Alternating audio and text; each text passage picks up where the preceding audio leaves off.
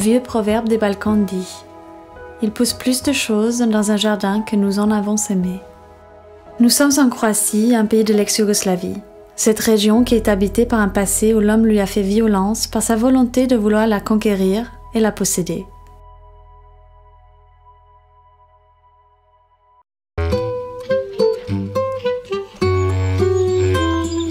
Zagreb est la capitale des Croates avec une population de majorité catholique. La religion est un symbole puissant dans la formation d'une nouvelle société et d'un nouveau pays. Zagreb est une ville culturelle, une ville des jeunes tournée vers l'Europe. Bientôt, Zagreb se trouvera dans l'Union européenne.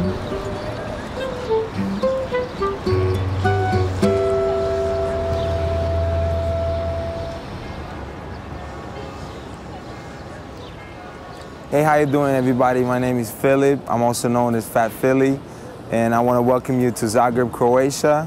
And we're sitting here in front of this beautiful cathedral, which is like, you know, very important in the cultural and other means of, you know, our social life.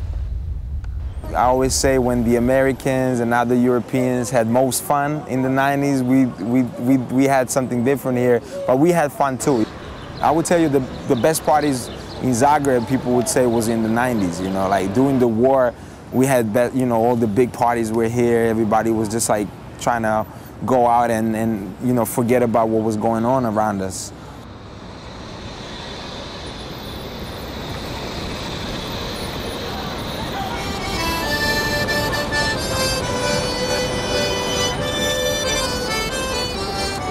Hi, I'm Amelie. I'm a French student and I live in Zagreb.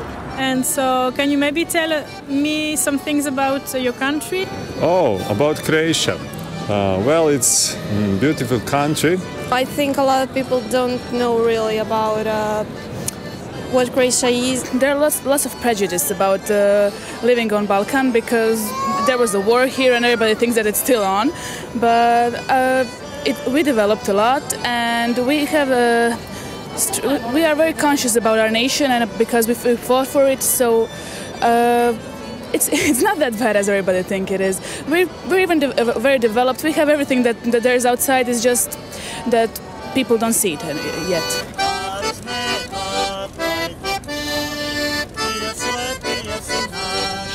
Although it is a small country, it is very nice. You can visit.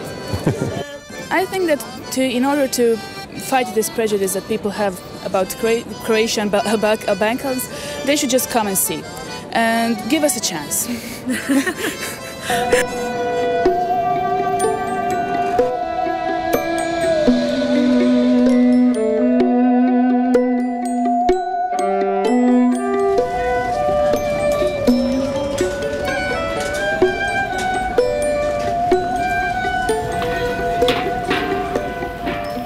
In Croatia, there is still, in a part of the public, present this strong feeling that it is, in a way, impossible to commit a crime in a defensive war, and which is obviously not correct, but that's how the part of the public still feels. This society did not want to open these issues or did not want to tackle the issues, the issue of its own past.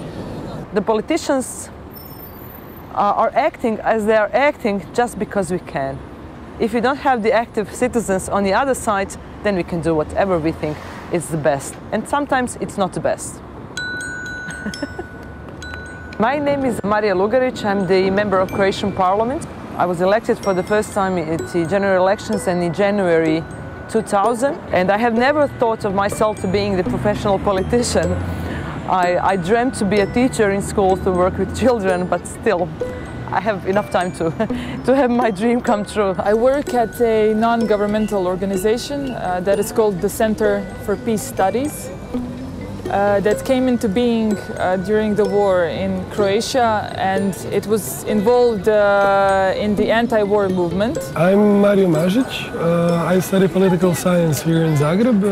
In the Youth Initiative for Human Rights, we believe that the only right way to really connect young people from the countries is to talk about everything and not to have taboo topics. When you go through the textbooks of what children study in school, or how history is written, or how history is portrayed, I still feel it as problematic.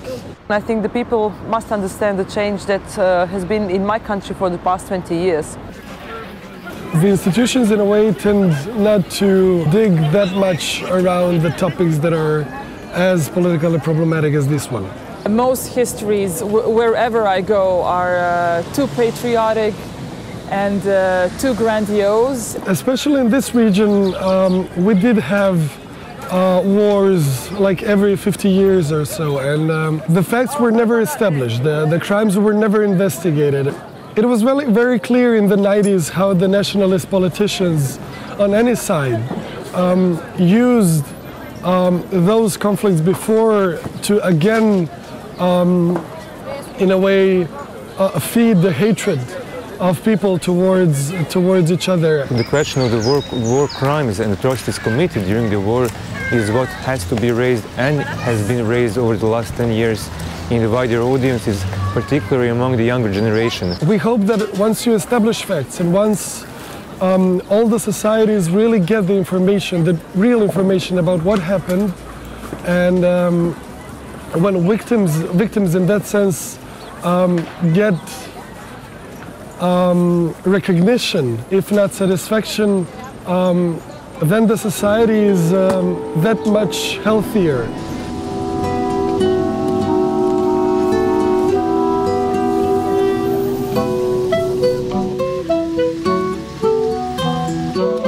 If you want to have a better world, real deep root solution is in spiritual understanding of our beings and all the world.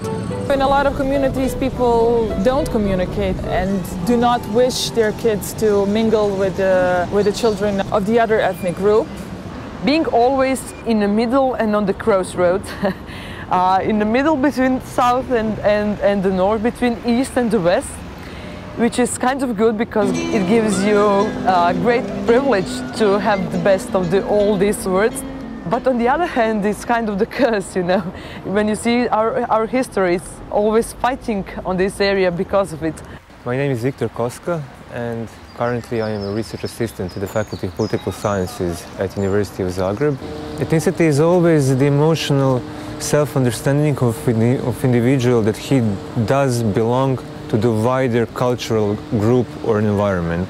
Many people who are not from here think of Balkan as some wild, wild space with full of angry people.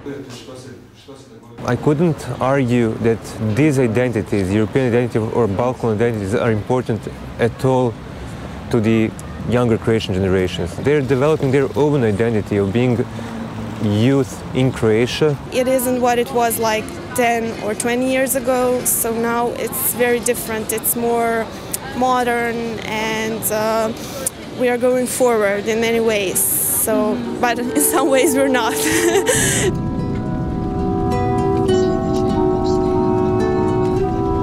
There is a big problem in Croatian politics.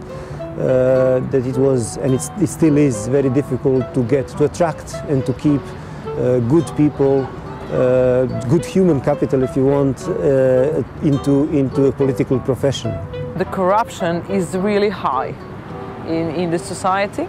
I don't like that. It shows that we failed in our job.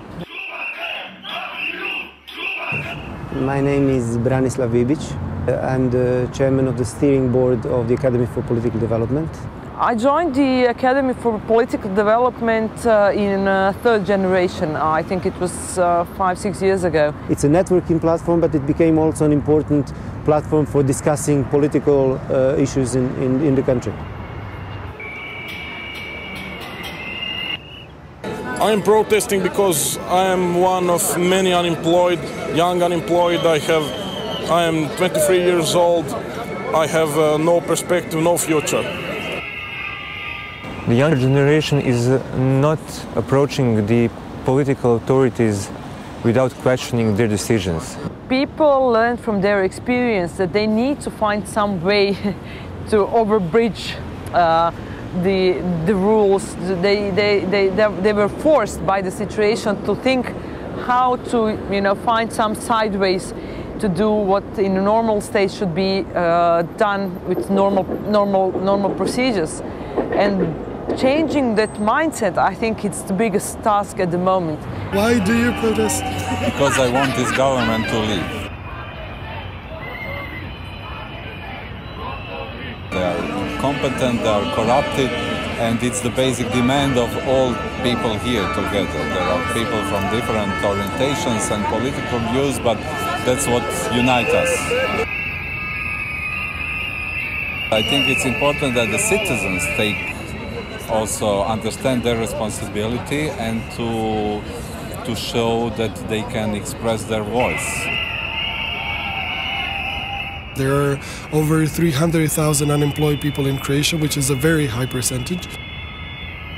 What is interesting in a way is that the protests gather different kinds of groups, so from extreme leftists to extreme right-wing groups who protest together on one common denominator, that they want this government to resign and they want early elections.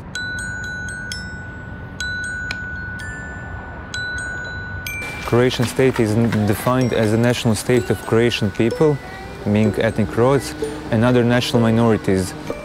Minorities can exist only if you have a national majority.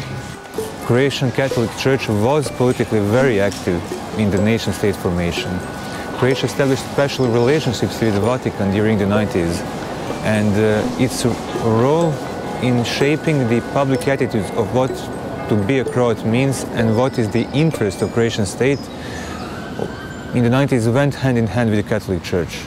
Therefore, it's not surprising that the Croatian Democratic Union in the late 80s and the early 90s used Catholic Church as the primary source to get in touch with the wider audiences about the new idea of the Croatian statehood and independence from Yugoslavia. What I would like to emphasize is the importance of the educational system and the importance of what people who are being heard, so the politicians, the clergy, the church, say. Je m'appelle Sylvain et je suis lecteur de français. En arrivant ici, j'ai tout de suite proposé un atelier de théâtre.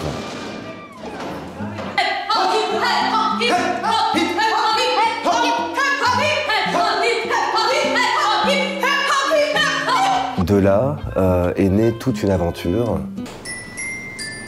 Une reine molle.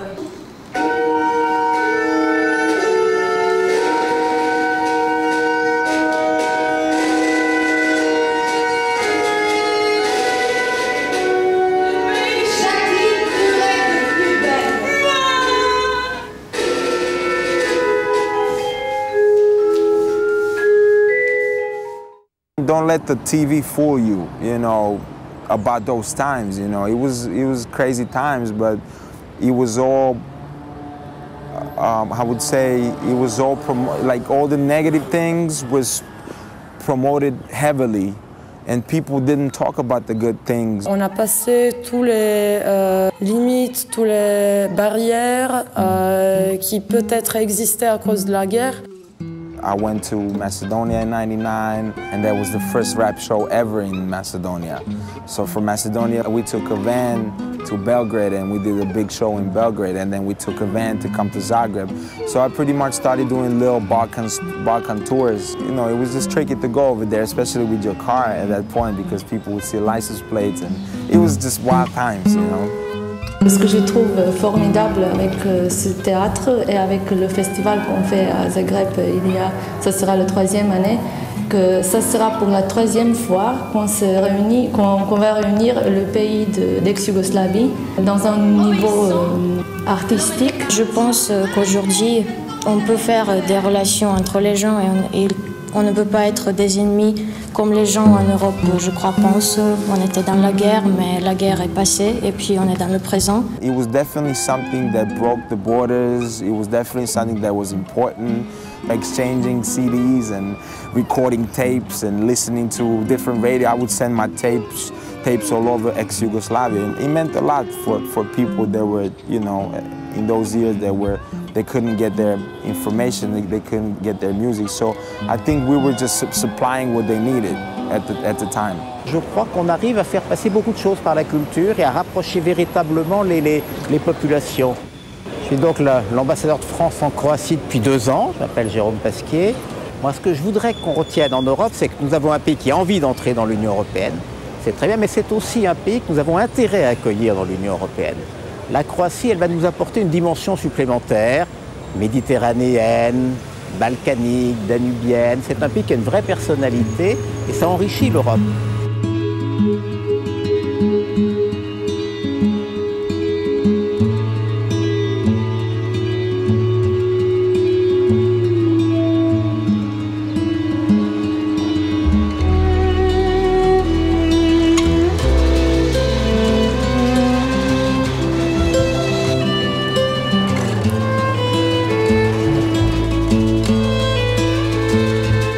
C'est souvent ce qui différencie l'un de l'autre qui nous détermine. Dans la création de la Croatie, il y a à peine 20 ans, la religion a justement été une des matières qui différenciait les Croates de leurs anciens compatriotes. Ancien pays communiste, la Croatie est un pays en transition. Il faudra lui laisser du temps, tout comme au projet européen, du temps pour trouver son histoire et son identité, ou plutôt ses histoires et ses identités.